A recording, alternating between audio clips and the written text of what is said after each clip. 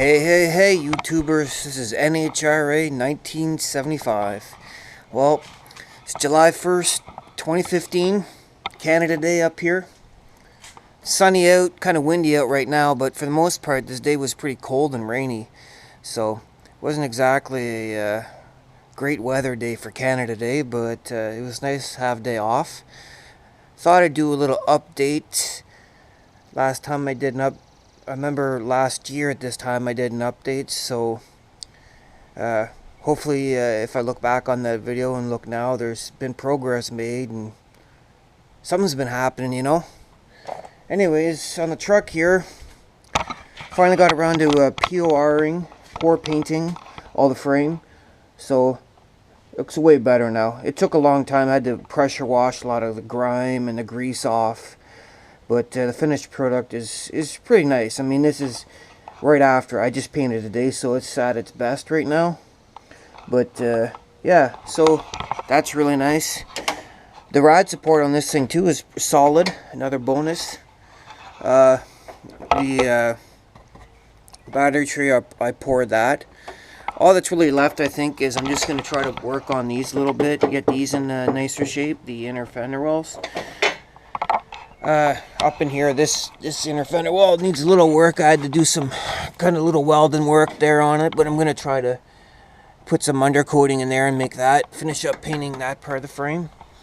So, I did actually buy some suspension components for the truck, so my goal is this month to get the front suspension back together. So, upper lower ball joints, new controller and bushings. I went with the polyurethane.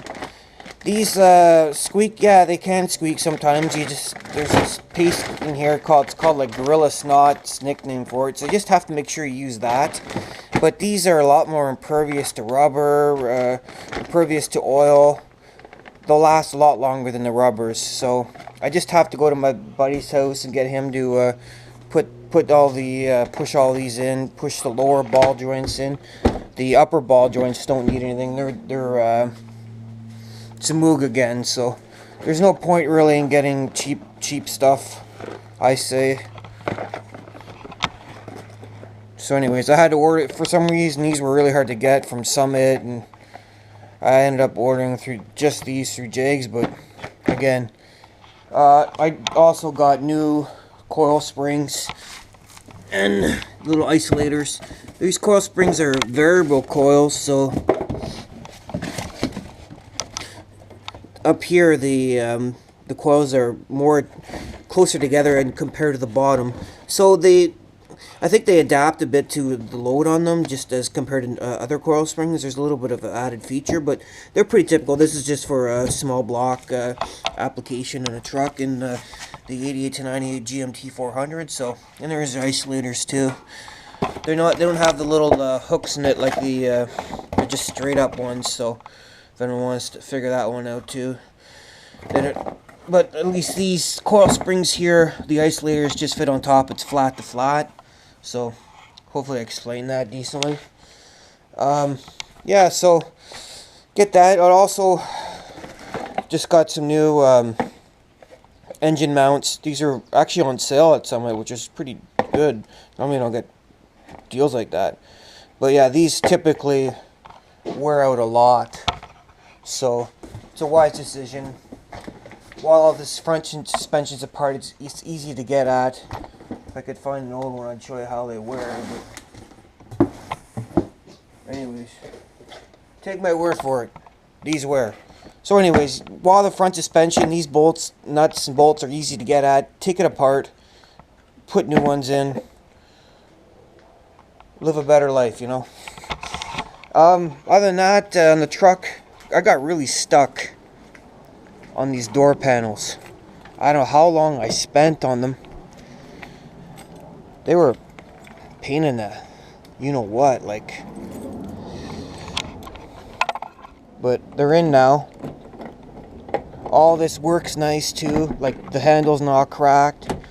But I'll just show you what the inner part of this thing looks like. But anyways, yeah, it's a real pain in the neck taking all this apart. And then you put it all together, then a little rod clip will fall out, and oh my lord, it can be a pain in the ass. But luckily, there's the junkyard I go to, Kenny's U-Pull, they have lots of these.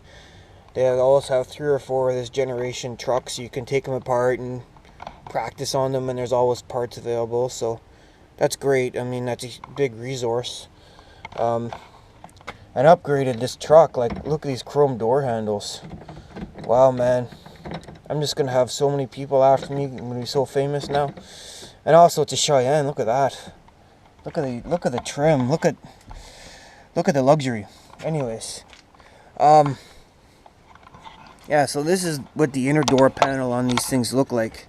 The mechanism. I don't know why they incorporate it all into one, but the mechanism for the window is attached to this, and you kind of got do all this weird jiggling around to get it to fit. And these stupid suckers, they went in '95. They went to a more of a pop-in style than these. Like these, you have to get these right, and these tangs have to engage the rod, and the rod's got to go a certain way or it'll bind. And that was just friggin' unbelievable. I didn't think it would be that hard, but anyways, at least it all works now. The mechanism works. You know, the windows work nice. I greased up all the tracks and everything.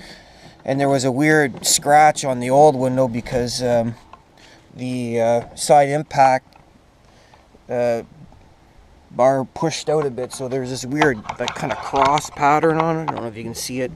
So it's like a holy window, but now it's no more holy window. It's nice. And again, I can get this window for $22 used.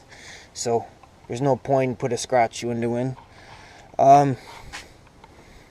So I'm going to keep on with the truck, get the front suspension done, and once the front suspension done, I kind of got to watch the money. I might actually, let me open this door again, I might actually take out this whole dash and get another wiring harness. It's going to take a while to figure out how all the wiring, I'm going to have to get some manuals and everything, but like someone's friggin' hacked at all this again, and like who the hell friggin' knows, like so.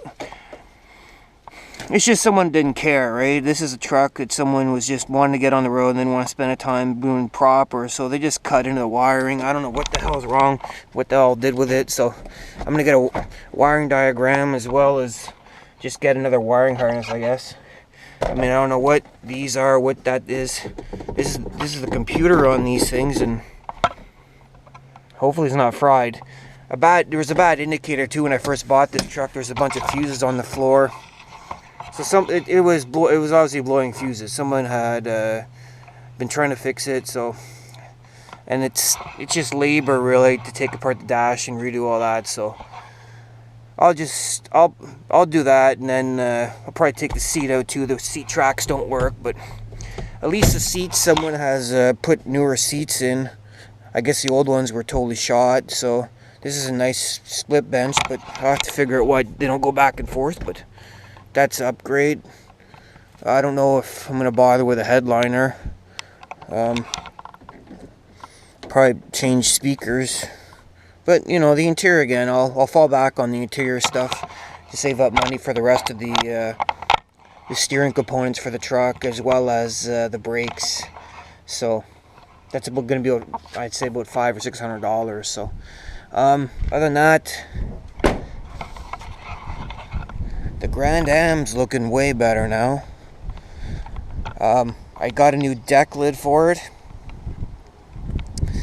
Deck lid and a bumper from the U-Pull place. So not much, you know, I think it was about an $80 investment, but it makes a hell of a difference. I mean, the bodywork here, it's amateur. I'm not gonna lie. I gotta face the facts. But part of it is, people might say, well, why are you spending money on this thing? It's ready, 1 foot in the graveyard. Well, this is also me just practicing bodywork. This gives me an opportunity to practice on something. It doesn't have to be pristine.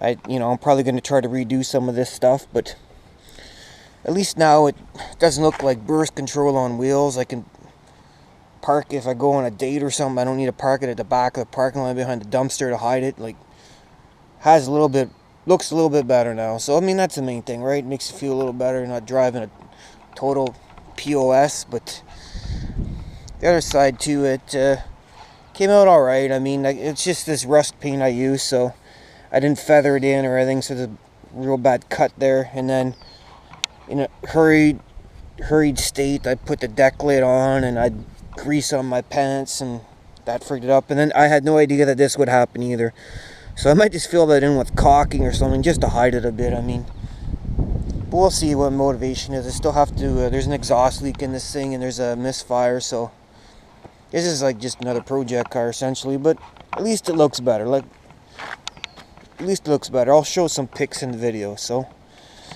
so that's it on the Grand Am. That took a hell of a long time. I just spent 15 hours on that. Like, I welded new little patches in here and there and everything. And that's all fiberglass with some Bondo and everything. So anyways, guess that's about it for now.